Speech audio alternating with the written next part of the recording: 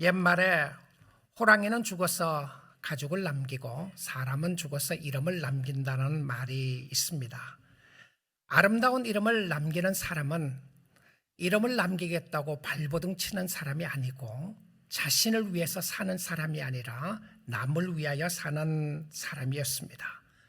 남을 위하여, 특별히 주를 위하여 살 때에 주님이 그 이름을 기억하신 바 되는 것을 보게 됩니다. 성경은 많은 사람들의 이름을 기록해 주고 있는데요.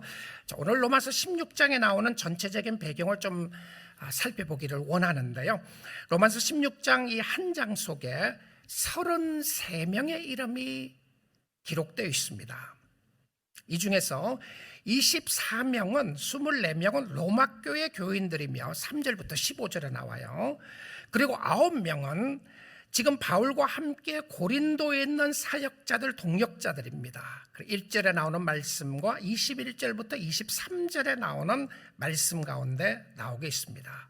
신기한 것은 사도 바울이 자신이 개척한 교회도 아니고 한 번도 가보지 못했던 로마 교회였지만 그렇게 많은 사람들의 성도들의 이름과 행위를 기억하고 성경에 기록되어 있다는 것이 정말 놀랍습니다. 어떻게 알았겠습니까?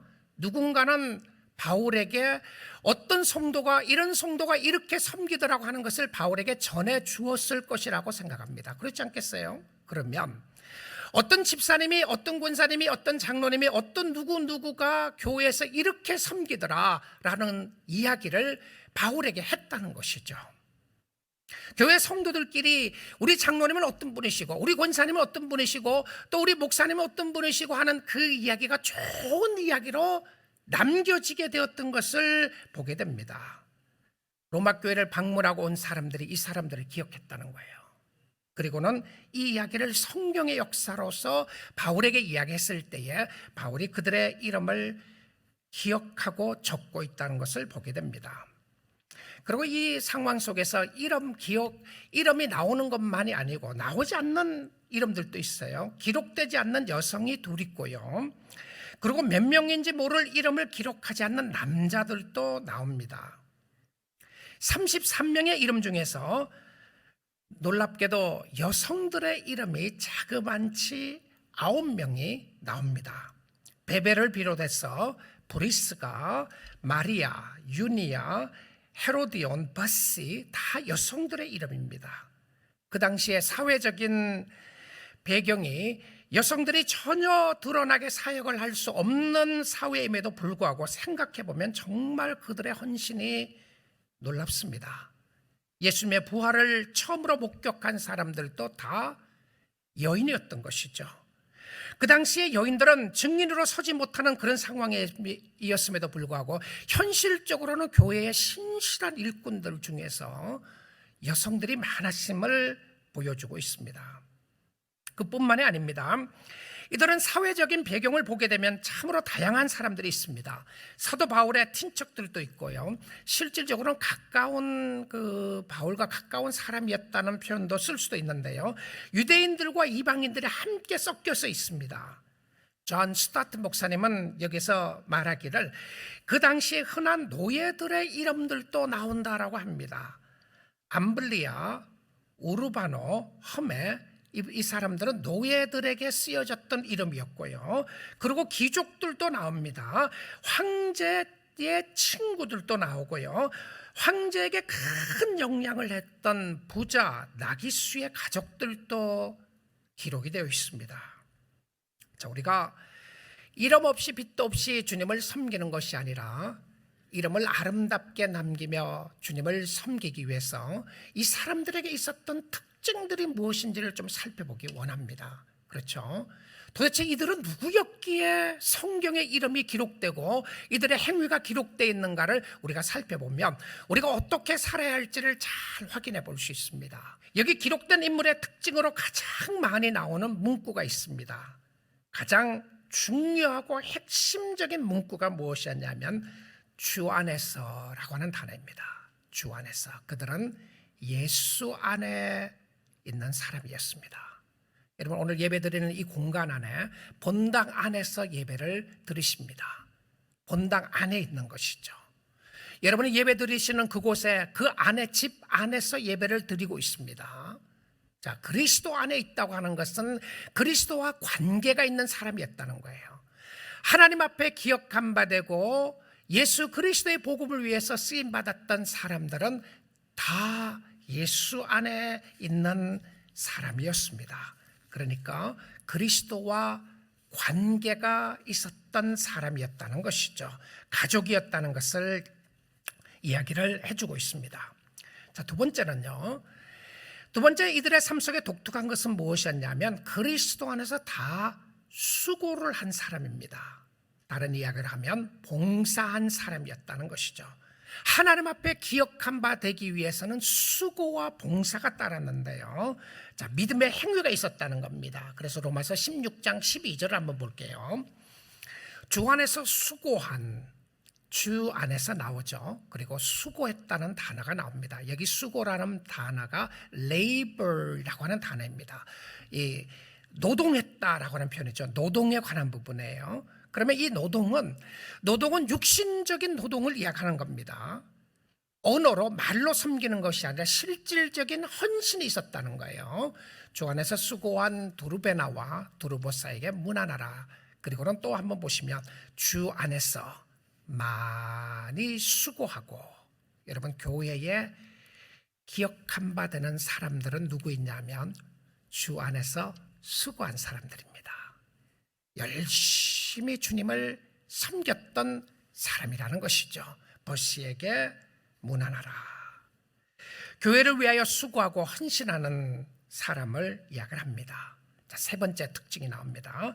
세 번째 특징은 어떤 모습이냐면 이 사람들이 전부 다 바울과 함께 또 교회와 함께 동역한 사람들이었습니다.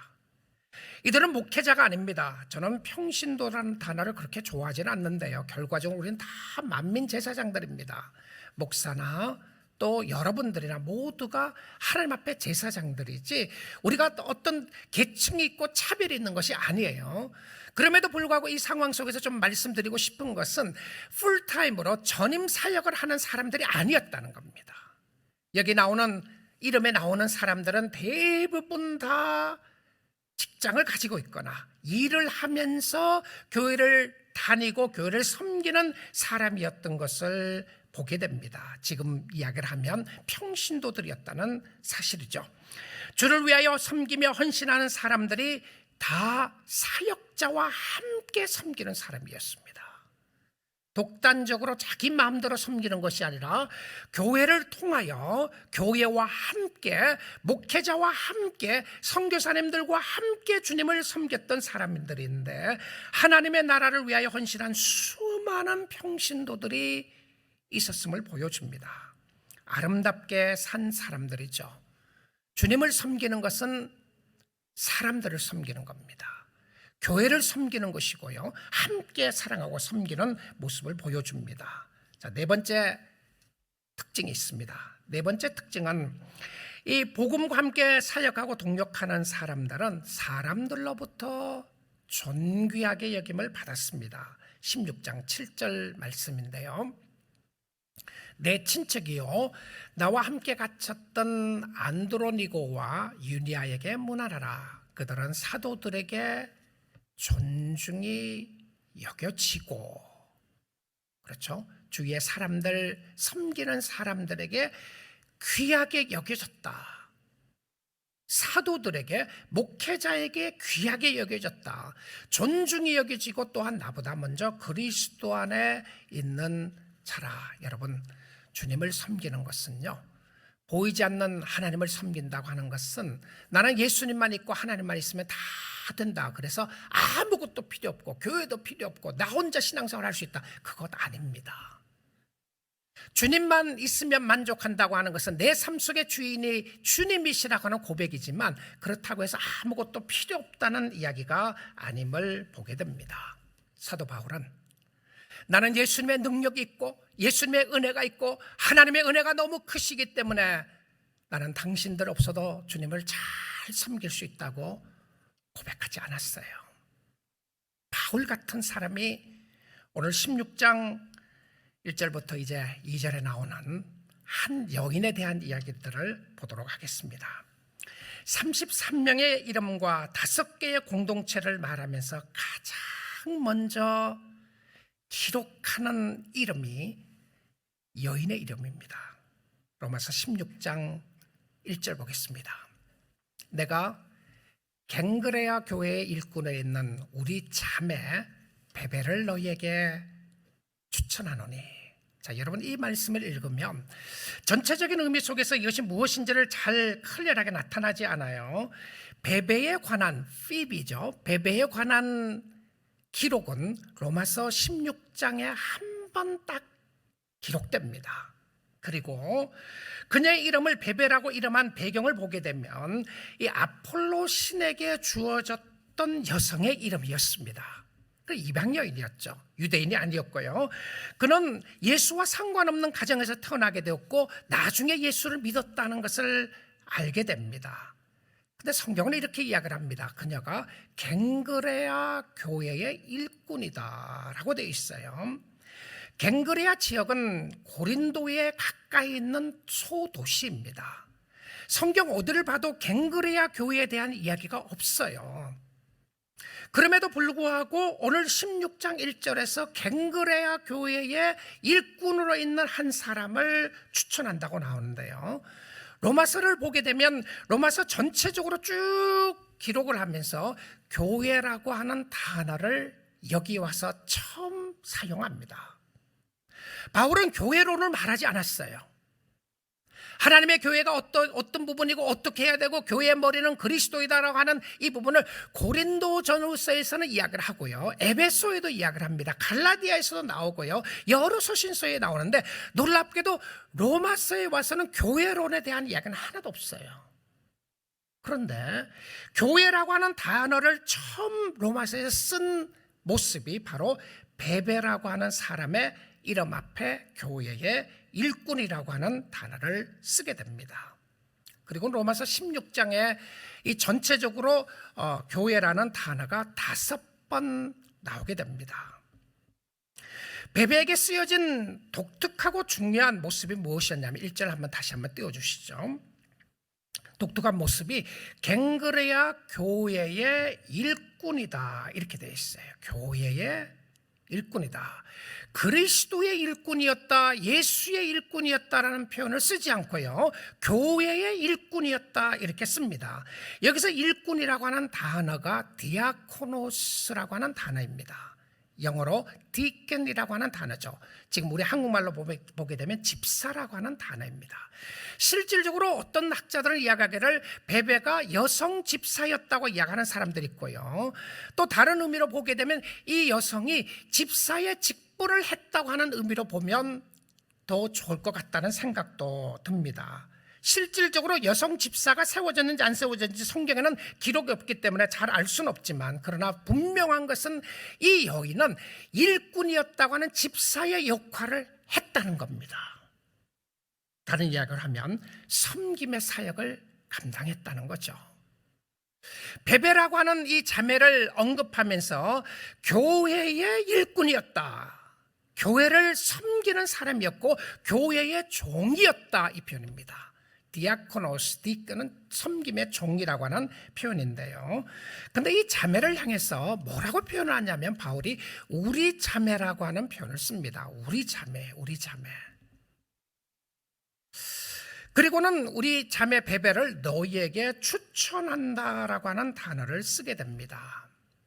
이 추천한다고 하는 단어가 베베가 로마 교회에 이를 잡으려고 바울이 추천하시나요? 바울이 추천서를 써준 겁니까? 그 부분이 아니죠. 근데 로마서에서 전체적으로 보게 되면 수많은 이름들이 나오는데 이 마지막 장에 와서 33명의 이름이 나온다고 했잖아요. 이 33명의 이름 중에서 추천한다고 하는 단어는 베베에게만 쓰게 됩니다. 놀라운 모습이죠. 베베를 로마교회에 추천하는 것은 많은 학자들의 일관적인 이해가 무엇이었냐면 이 베베가 바울이 쓴 로마서를 가지고 로마에 간 여성으로 이야기를 하고 있습니다. 자, 그렇다면 그 당시에는 우편물이 있었던 것이 아니고 사람이 직접 편지를 가지고 간 상황이었는데요.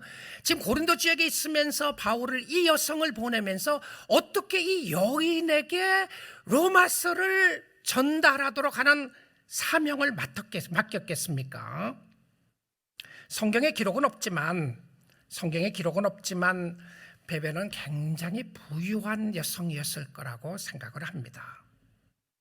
제임스 보이스 목사님의 로마서 주석에서는 말하기를 베베가 부자였던 것은 그 당시에 로마로 여행을 하기 위해서는 돈이 많이 필요했었다.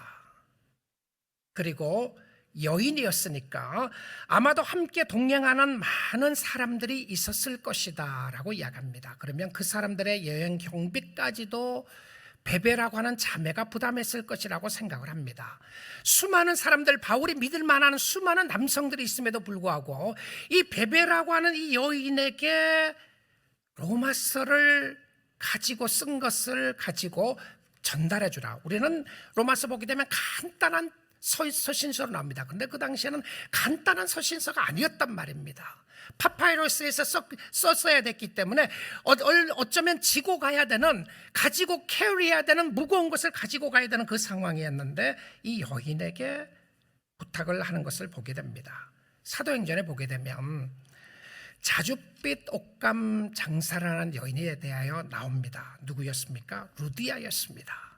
그 당시에 자줏빛 옷감 장사라는 비즈니스 우먼이었다고 하는 표현은 상당히 부유한 비즈니스 우먼이었다는 것을 우리는 알게 됩니다. 그 당시에 붉은빛 옷은 고동에서만 채취를 했고요. 고동에서 채취하는 것은 붉은빛 옷은 부자들만 그 당시에 입을 수 있는 옷이었다고 이야기를 합니다. 자, 그러면 이 첫 번째로 기록된 교회의 일꾼이었던 베베에 대한 이야기를 이 사람이 얼마나 부자였는지, 얼마나 지위가 높았는지, 부를 어떻게 축적했는지 이 배경은 하나도 성경은 기록하지 않아요. 성경이 기록하는 것은 이 여인이 교회의 일꾼이었다라고 기록합니다. 여러분, 교회에 기억한 바 되고 주님을 잘 섬기는 사람은요, 교회의 일꾼들이었습니다. 그리고 교회를 섬기는 사람이었는데 이 여인을 로마 교회에 추천을 합니다. 베베가 도착하면 이렇게 대우하라고 이야기를 하면서 로마서 16장 2절에 이렇게 말을 하고 있습니다. 너희는 주 안에서 성도들의 합당한 예절로 그를 영접하고, 자, 주의 복음을 위하여 헌신한 사람들이 올 때에 그를 영접하는 것을 교회의 중요한 사명으로 이야기했습니다. 선교사님들이 사역을 잘하고 교회에 왔을 때 그들을 환영하고 영접하는 것 교회가 잘하는 겁니다. 우리 교회가 잘하고 있는 모습 중에 하나입니다. 무엇이든지 그에게 소용되는 바를 도와줄지니, 그 다음에 이렇게 이야기합니다. 이는 그가 여러 사람과 나의 보호자가 되었습니다. 여러분, 베베라고 하는 여인이 정말 대단했던 여인이었던 것 같아요. 이런 표현을 보게 되면 그녀는 미혼이었을 가능성이 많고요. 결혼을 하지 않고 좀 나이가 든 여성이었을 것 같아요. 그런데 이 표현 속에 무엇을 이야기를 하고 있냐면 이 베베라고 하는 여인이 그가 여러 사람과 나의 뭐라고요? 보호자가 되었습니다. 이렇게 이야기를 해요. 바울은 이렇게 말하지 않습니다. 나를 보호해 주시는 분은 하나님 한 분밖에 안 계시고 나는 당신의 도움들을 다 필요 없고 하나님만 나의 구주가 되시고 나를 보호해 주시기 때문에 세상에 그 누구의 도움도 나는 받지 않고 나는 잘 섬기고 잘할 수 있다. 이렇게 말하지 않았어요.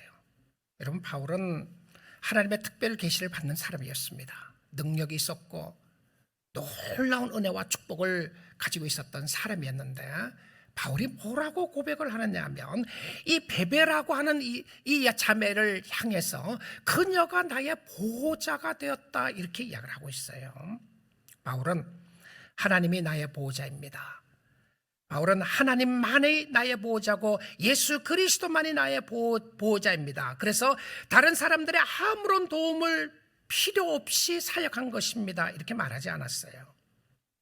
함께 동역하는 사람들의 도움을 받아서 주를 섬기게 되었는데 그 섬김의 모습 중에 하나가 베베의 헌신적인 모습이었습니다.